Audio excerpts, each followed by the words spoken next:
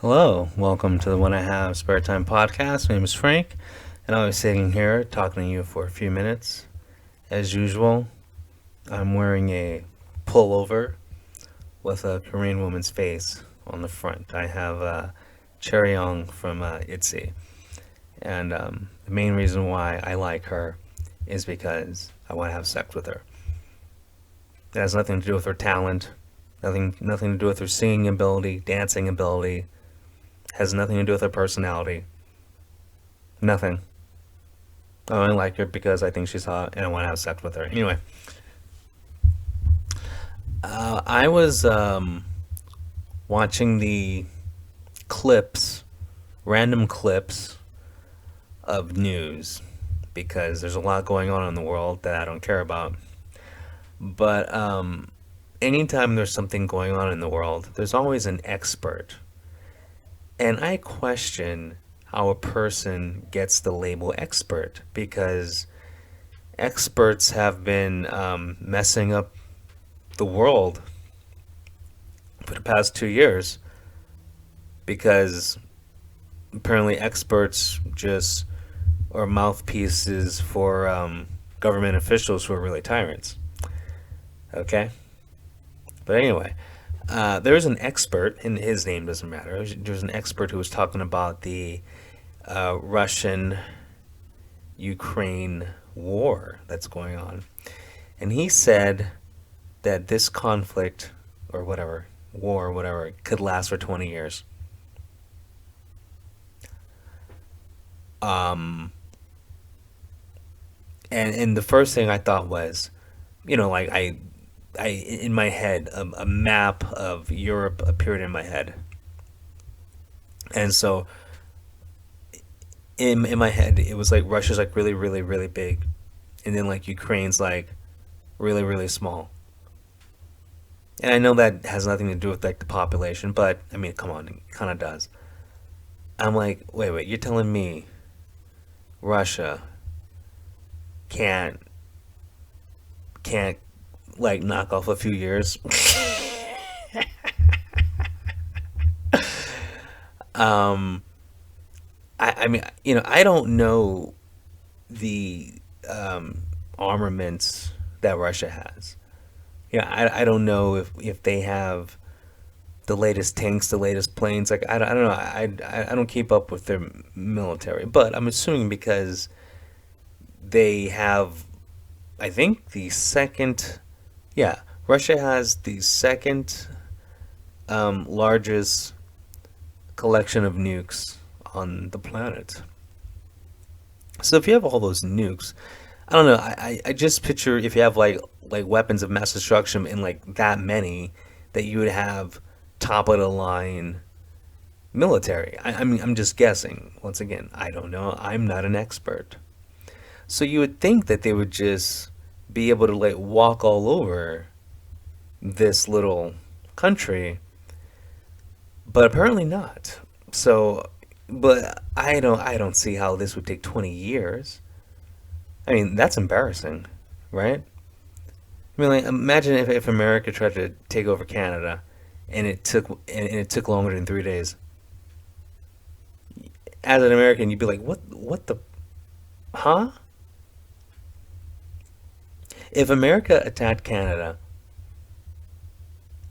well, first of all, the population would be happy because Justin Trudeau's nothing but a tyrant. But like, we got a house plant, but I'd rather be ruled by a house plant than a tyrant, even though our house plant's doing his best to be a tyrant. Um,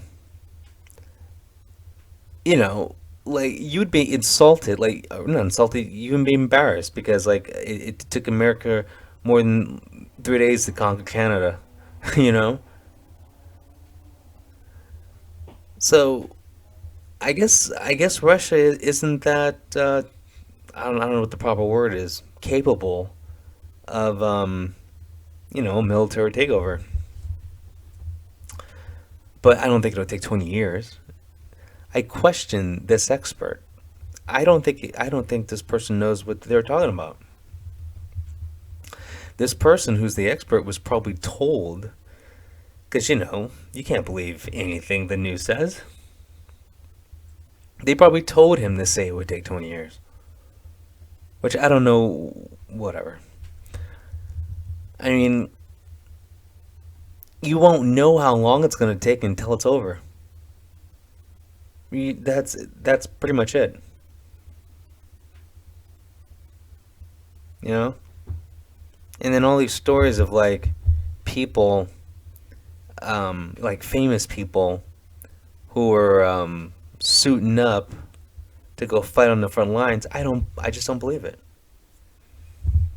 I don't believe that one story where it was like Miss Ukraine, whatever, 2015 is out there on the front lines. I just don't believe it. I don't believe that the Klitschko brothers are on the front lines fighting. I just don't believe it. I don't believe that the Ukrainian president is on the front lines fighting. I just don't believe it. I understand they're there. It's, it's great propaganda. Hell, but we don't even know if they're there. You know? You had those people reporting about Miss Ukraine on the front lines, and I told you it looked like an airsoft gun, and apparently it was an airsoft gun, so I was right.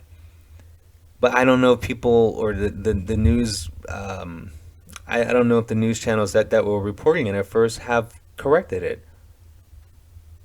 They probably didn't, because you know how they don't mind printing false information, but when it comes to correcting it, if it's in a newspaper, it's like on the back of page 6, in the bottom right hand corner, or if it's in visual media, whatever.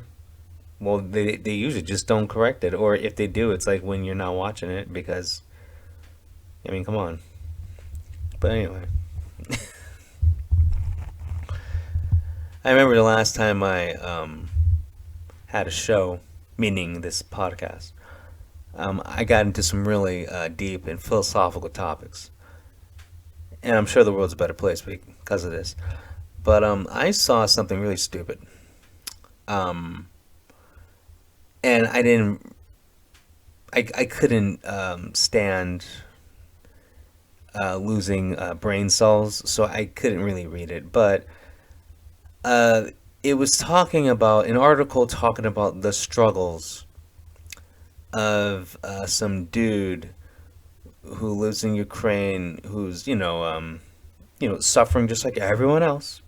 You know, it's I'm sure it's a horrible situation living in a place where bombs are being dropped on him, but he is suffering more because he likes to dress up as a woman and play pretend, and so his rights are extra violated because of this.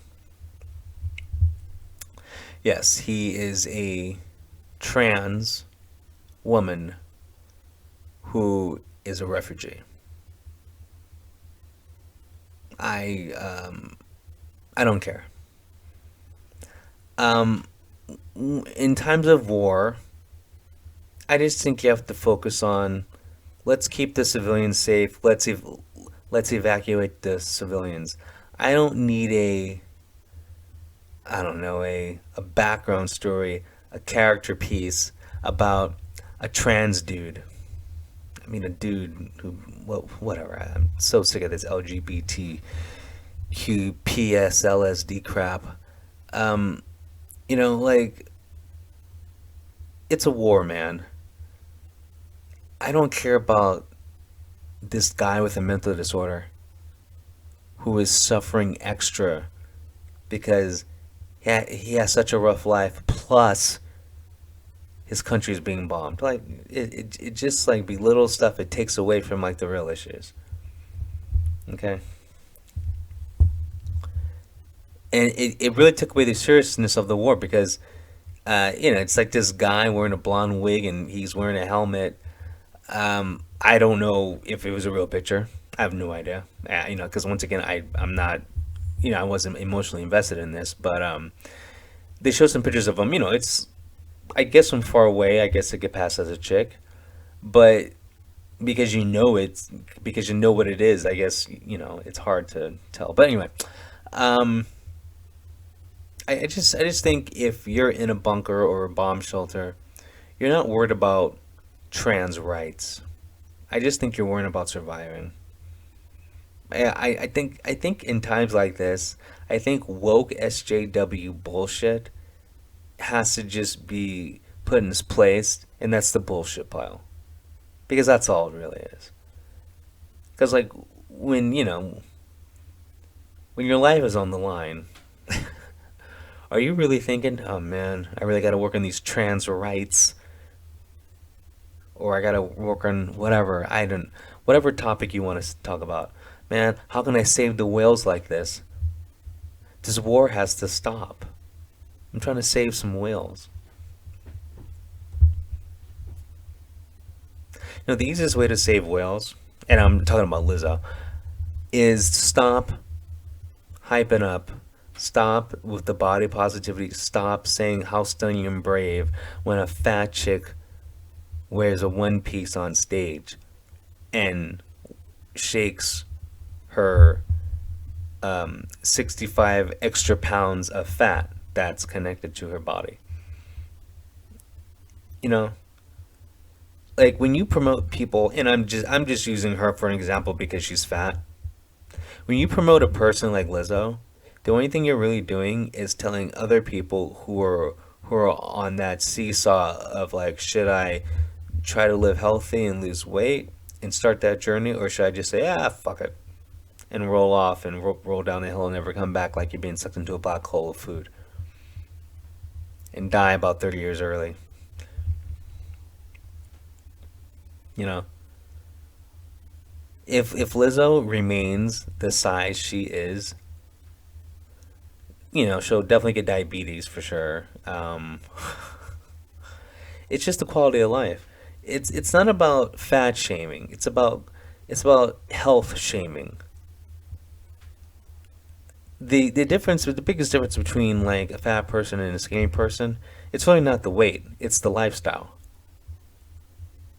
and the quality of life that that person has. And usually, and correct me if if you've seen different. Um, Name me one old fat person. Fat people don't live long. I mean, have you ever seen a 90-year-old fat guy or a 90-year-old fat woman? I've never seen that. I've seen plenty of skinny ones. I've seen plenty of older people who are in shape. Like that's one of the biggest crimes. Well, social crimes going on in America is this body positivity.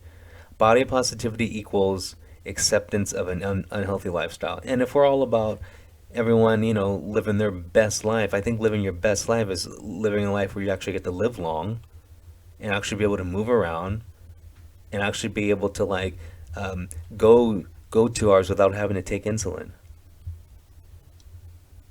You know, Lizzo looks like type 2 diabetes. Jesus Christ.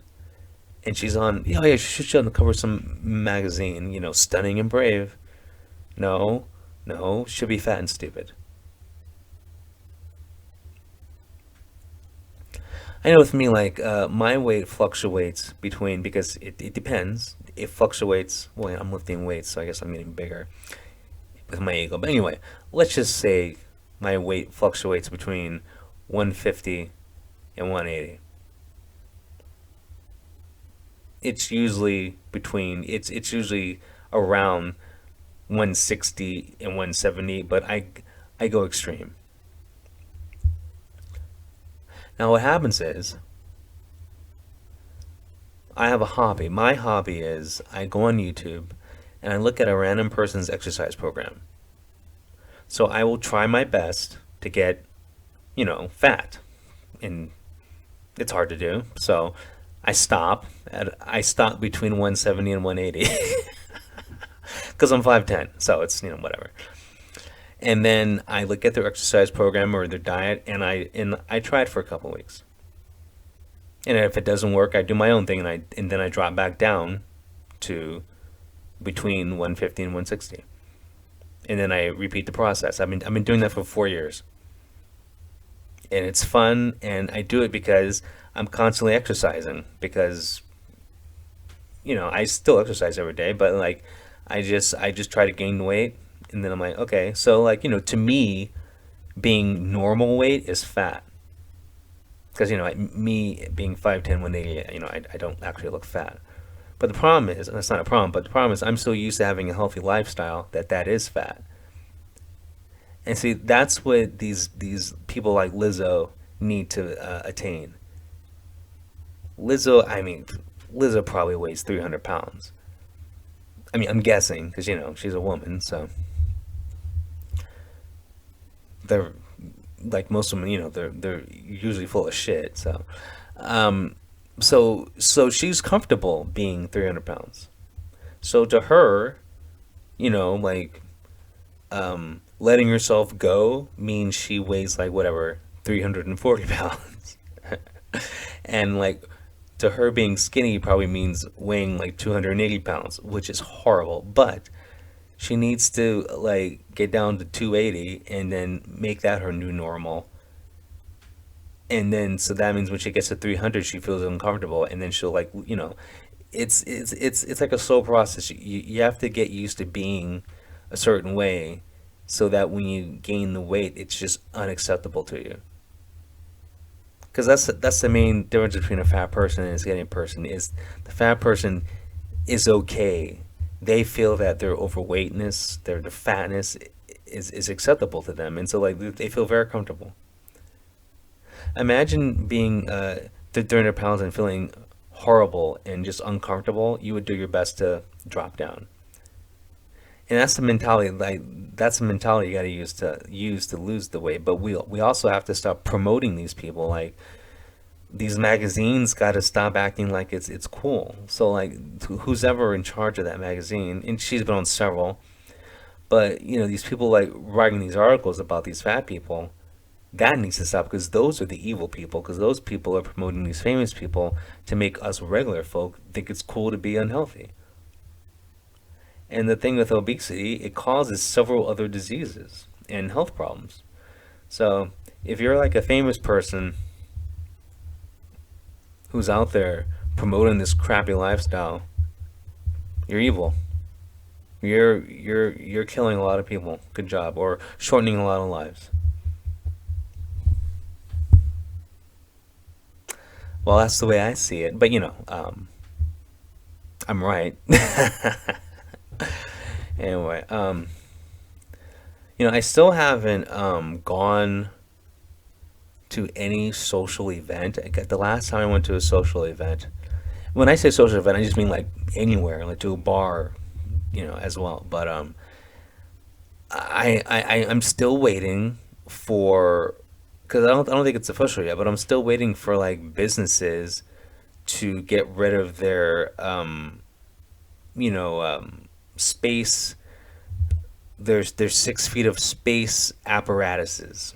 Like I said, like that bar I go to, they have partitions at the bar. I'm not going to that bar to get rid of that crap. I mean, if you're telling me a partition at a bar, like at the bar, is going to stop anything, you're an idiot. And also, who wants to drink like that?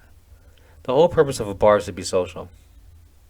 The whole purpose of a bar is so alcoholics who drink alone can drink of someone else, so they don't come off as alcoholics. A bar is a place where people lie to themselves. I normally drink a bottle of vodka to myself every night, but I'm not an alcoholic though, because I do that at a bar with other people. See, I'm not drinking alone. Like that's what a bar really is. A bar is an excuse. That's all it is. It's an excuse. And like like the only reason why I don't really drink, and here's the thing, like I was playing hacky sack yesterday. Yes, I play hacky sack. That's my form of exercise. I was playing hacky sack the other day. I was like, I could really use a beer. I was like, yeah, but you know what? Meth is better. I'm an adult. If I'm gonna get high, I'm gonna get high. I'm not gonna like do some high school bullshit. Anyway, I've said enough. I'll talk to you later. I hope all of you have a good day, week. Peace.